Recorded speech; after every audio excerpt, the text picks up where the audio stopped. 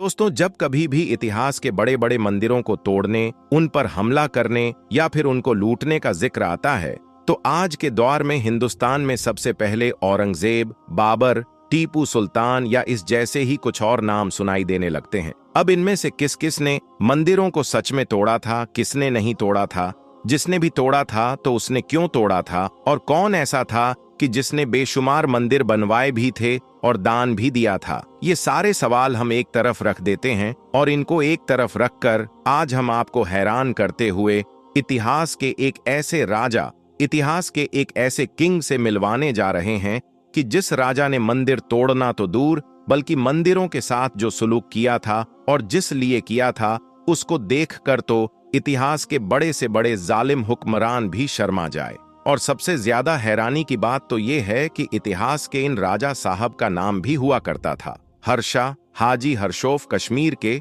जिनको आमतौर पर हर्ष देवा के नाम से भी याद किया जाता है। अब वैसे तो इस राजा के काले कारनामे ऐसे हैं कि अगर इसको इतिहास में मंदिरों पर सबसे ज्यादा जुल्म ढाने वाला हुक्मरान कहा जाए तो कहना गलत नहीं होगा, मगर उसके बावजूद भी ये आज ज्यादा पॉपुलर नहीं है, बल्कि आप में से ज्यादातर लोग तो इन राजा का नाम आज पहली बार सुन रहे होंगे। उसकी मेन वजह यही है कि बाकी बादशाहों और सुल्तानों के नाम तो शायद सूट करते हैं, लेकिन इन राजा साहब का नाम ही ऐसा है कि जो आज की पॉलिटिक्स में सूट नहीं करता है। मगर कोई बात नहीं, क्योंकि जब कोई और नहीं सुना रहा है तो चलिए इन राजा साहब की कहानी आज हम ही सुना देते हैं। दोस्तों, इस कहानी का ताल्लुक है उस इलाके से कि जहां पर आज के दौर में कश्मीर मौजूद है। आज के दौर के कश्मीर और इसके आसपास के इलाके में आज से लगभग 1000 साल पहले एक डायनेस्टी या फिर सल्तनत किंगडम, जो भी आप कह सकते हैं, वो हुआ करता था कि जिसको इतिहास में लोहारा डायनेस्टी के नाम से याद किया जाता है। इसी साम्राज्य के एक राजा थे जिनका नाम था हर्ष देवा। इन्होंने 1089 में गद्दी संभाली और फिर अगले 12 साल तक लगातार राज्य करते रहे। लेकिन ये जो राजा थे, ये दरअसल फिजूल खर्ची के लिए बहुत मशहूर थे और खास तौर से एक लग्जरी लाइफ मतलब के एक आलीशान जिंदगी गुजारने के आदी हो चुके थे। इन राजा के दौर के आसपास में ही एक किताब लिखी गई थी जिसका नाम है राज तिरंगड़ी, और जिसको कल लड़के द्वारा लिखा गया था। इस किताब के अंदर इस राजा की डायनेस्टी मतलब के जो साम्राज्य था उसके बारे में और खुद इस राजा की जिंदगी के बारे में, इसके द्वार के बारे में काफी कुछ डिटेल में बताया गया है। आज जो कुछ भी हम इस वीडियो में बता रहे हैं ये भी इसी किताब से है। हालांकि इस किताब के अलावा और भी कई किताबें हैं जिसमें इन सारी चीजों का जिक्र मौजूद है। अब ये राजा साहब के जो फजूल खर्ची में भी बहुत आगे थे, एक आलीशान एक लग्जरी जिंदगी गुजारने के आदी हो चुके थे, और तो और बहुत सारे लोगों ने इनको अय्याश भी बताया है, मतलब ये बहुत सारी गलत आदतों में भी पड़े हुए थे। तो जाहिर सी बात है इन सारी चीजों को जारी रखने के लिए, इन सारी चीजों को मेंटेन रखने के लिए राजा साहब को बेशुमार मान लो दौलत की जरूरत भी पड़ा करती थी। शुरू में तो सब कुछ ठीक ठाक चलता रहा, मगर जैसे जैसे वक्त गुजरा तो राजा साहब के ये सारे खर्चे उनके इस छोटे से साम्राज्य के ऊपर भारी पड़ने लगे। ऐसी कंडीशन में राजा ने अपने खर्चों पर तो कोई रुकावट नहीं लगाई। इससे उलट राजा ने अब ज्यादा से ज्यादा पैसा ढूंढने और ज्यादा से ज्यादा पैसा हासिल करने के नए और आसान तरीके ढूंढने जरूर शुरू कर दिए। पहले तो उन्होंने आम पब्लिक के ऊपर टैक्स बढ़ाया, ऐसी ऐसी चीजों पर टैक्स लगाना शुरू किया कि जो पहले कभी किसी ने भी नहीं किया था। लेकिन जाहिर सी बात है ये साम्राज्य, ये सल्तनत तो छोटी सी ही थी, पब्लिक भी कम थी, तो इतना ज्यादा टैक्स का पैसा भी कहां से आता कि जिससे ये सब कुछ ठीक ठाक चल पता। इसीलिए मान लो दौलत के नशे में और ज्यादा से ज्यादा पैसे की बेतहाशा तड़प के अंदर अचानक से एक दिन इस राजा के दिमाग में एक नया आइडिया आया, और वो आइडिया था अपने साम्राज्य के मंदिरों को लूटने का। दरअसल याद रहे कि उस दौर में मंदिर आज के दौर की तरह कोई आम मंदिर नहीं हुआ करते थे कि जहां पर सिर्फ मूर्तियां हुआ करती थीं और लोग पूजा करने जाते थे, बल्कि उस दौर में तो जो बड़े बड़े मंदिर हुआ करते थे वो अपने आप में एक इंस्टीट्यूशन और अपने आप में एक बड़ा सेंटर माने जाते थे, जहां पर सोना, चांदी या इस तरह की बाकी और भी अलग अलग फॉर्म्स में इतनी ज्यादा मलोदौलत हुआ करती थी कि जितनी कहीं और नहीं हुआ करती थी। माना जाता है कि हर्ष देवा के दिमाग में ये आइडिया उस वक्त आया था कि जब उसने मंदिर में एक सोने चांदी की कीमती मूर्ति देखी थी, उसके बाद ही उसने अपने अधिकारियों को ये सोने चांदी या हीरे मूर्ति की तमाम मूर्तियां या इस तरह की चीजें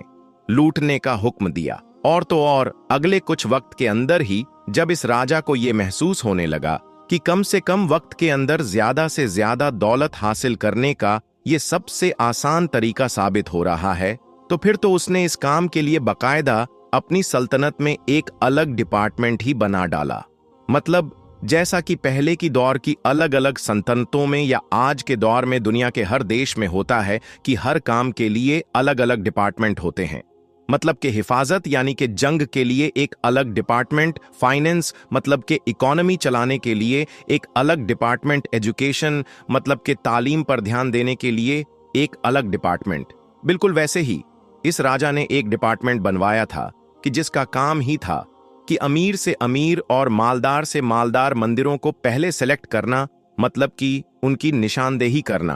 और बाद में वहां पर जाकर लूटपाट मचाना। मंदिर में सोने चांदी हीरे मूर्ति से बनी हुई जिन मूर्तियों को लूट कर लाना मुमकिन हुआ करता था, तो उनको ये लूट कर ले आते थे, और अगर लूट कर लाना मुमकिन नहीं होता था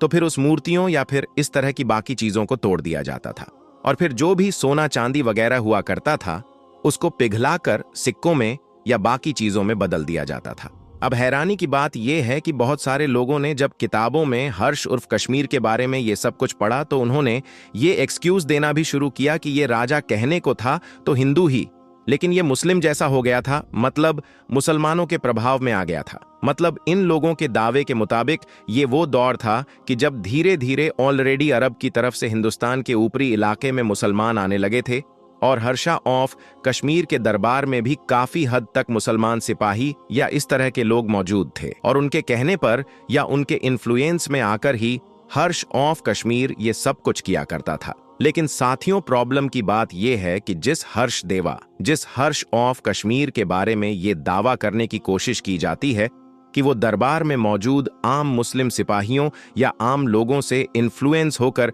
ये सब कुछ कर सकता है, उसके बारे में ये नहीं बताया जाता है कि वो न सिर्फ सुअर पाला करता था बल्कि सुअर खाया भी करता था। तो भला ये काम करने वाले राजा को इस्लाम या फिर मुस्लिम सिपाहियों से किस हद तक इन्फ्लुएंस माना जा सकता है? और वैसे भी हर्षदेवा ने ये काम बिल्कुल शुरुआत से नहीं किया था, बल्कि उसके शासन का एक लंबा वक्त गुजर गया था, और आखिरी दौर में जब उसकी इन बड़े खर्चों का बोझ उसकी ये छोटी सी रियासत नहीं उठा पा रही थी, तब जाकर उसने ये सारे काम करने शुरू किए थे।